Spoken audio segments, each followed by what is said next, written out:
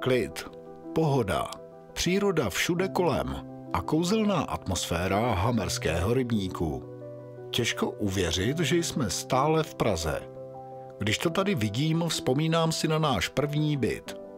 Holky vběhly dovnitř jako šílené a hned začaly tvořit návrh jejich pokoje. Tady budu mít postýlku, tady já psací stůl a tady domek pro panenky. A já... Budovatelským okem jsem si měřil všechny místnosti a v myšlenkách tvořil náš nový domov. Bylo to skoro jako malovat si svůj sen na čisté plátno v těch nejlepších barvách.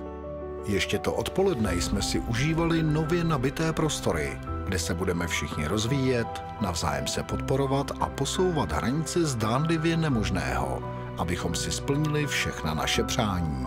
Protože teplo skutečného domova a přívětivá atmosféra jsou jedny z nejdůležitějších aspektů pro pohodový život. Byl to ideální prostor pro radost, smích a vytváření krásných vzpomínek, které v nás zůstanou až do konce života.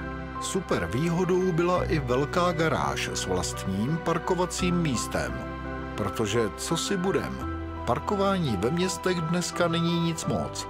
A komu by se chtělo courat v dešti stovky metrů od auta domů?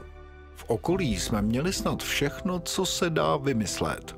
Rybník, hřiště pro děti, restaurace, přírodu. Taky školy, školky, obchody, doktora. Zkrátka veškerou vybavenost a navíc skvělou dostupnost do centra.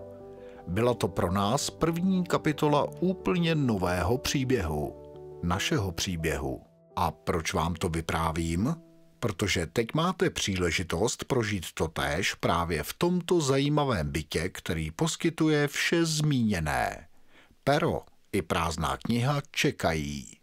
Kontaktujte makléře a začněte i vy psát svou novou životní kapitolu.